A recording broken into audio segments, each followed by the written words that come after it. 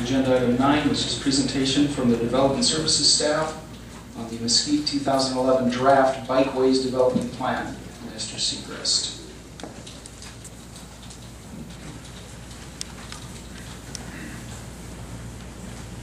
Good evening, Mayor, members of the City Council.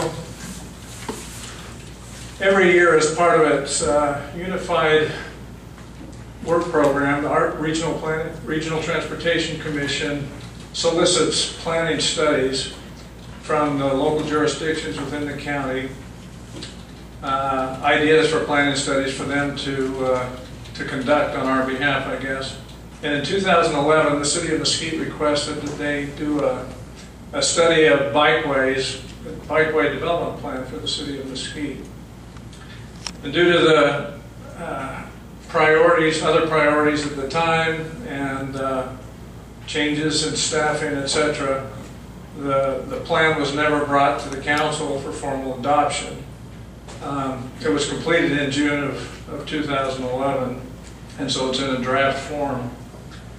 Planning staff were recently contacted by Ken Cook and a small group of kind of an ad hoc committee interested in pursuing the idea of becoming a bicycle-friendly community. And we thought an appropriate time to bring this draft plan forward to council for your information. We're not asking that you take any formal action on it tonight. We just want to present the plan, give you the report. Over the next few months, what we'd like to do with the council's blessing is conduct kind of a public outreach campaign, educate the public about what's in this draft, solicit comment, eventually come back for a formal adoption as part of the city's master transportation plan. So tonight I want to just kind of walk you through what's in this study, make you familiar with it, and then the following item, number 10, Ron Fluff with the Regional Transportation Commission is going to talk about the process of becoming bicycle friendly should we decide to go down that road. Anyway, the draft plan. The 2011 City of Mesquite Bikeways Development Plan is part of our effort to, and our commitment, I guess, to providing alternative forms of transportation as well as enhanced recreational opportunities for the community. And the plan encompasses the following goals. First, provide bikeways that are suitable, convenient, and efficient for bicycling. Second, support and encourage increased levels of bicycling. And third, to implement bikeway projects identified through the Regional Transportation Commission and local government planning process.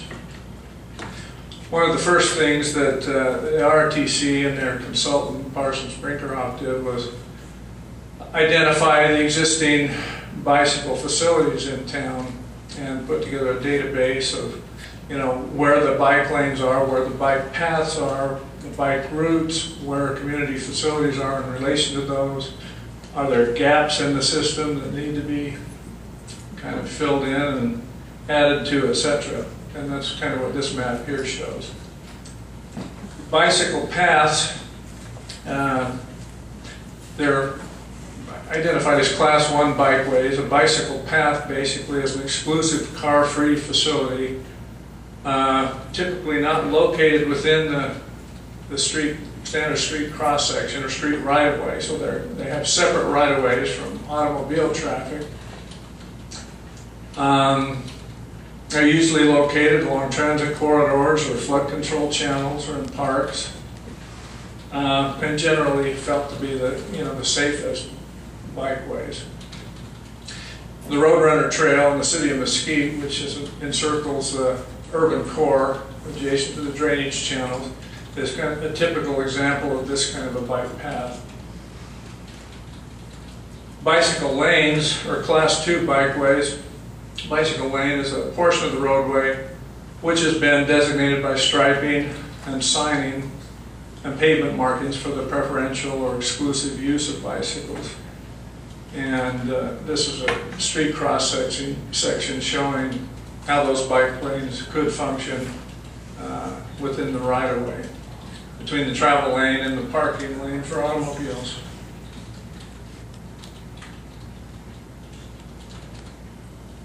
bike routes, Class 3 bikeways, are typically routes along roadways which are recommended for use by bicyclists traveling to a particular destination or through a particular area. And these roadways are considered appropriate for shared use and typically include a wider curb lane. And again, the cross-section shows how these would work. The RTC has adopted in its uniform standard drawings a policy to ensure all curb lanes are properly constructed to a minimum 14-foot width to allow for shared use. And the routes are usually designated by appropriate signage. The sign in Figure 8 is the green sign with the bicycle and identifying it as a bike route. They've also developed a non-standard bicycle route signage, which you see on the right, to use along all of its bicycle routes targeted at both the motorist and bicyclist to show that, you know, you're sharing the road here. And it's kind of an education process, I guess, for both bicyclists and motorists to learn to share that road safely and comfortably. Another potential solution that many cities have experimented with is a shared lane marking called a sharrow, bicycle sharrow. The marking doesn't connote a separated bicycle lane. Instead, it directs the bicyclist to travel outside the car door zone of parked cars and encourages safe coexistence. So the idea is they share the lane with the traveling motorists and stay at least 3 feet out from open car doors of parked cars along the side of the street. But this is a type of signage used to let both motorists and bicyclists know that this is an area where they're sharing the lane. They need to watch out for each other. To encourage wider use of alternative travel modes, the bicycle system must provide ready access to transit services. And so we've identified where our transit routes are, how the existing paths, lanes, and routes for bicycles line up with those or don't line up with them, and make sure that we get access to those routes.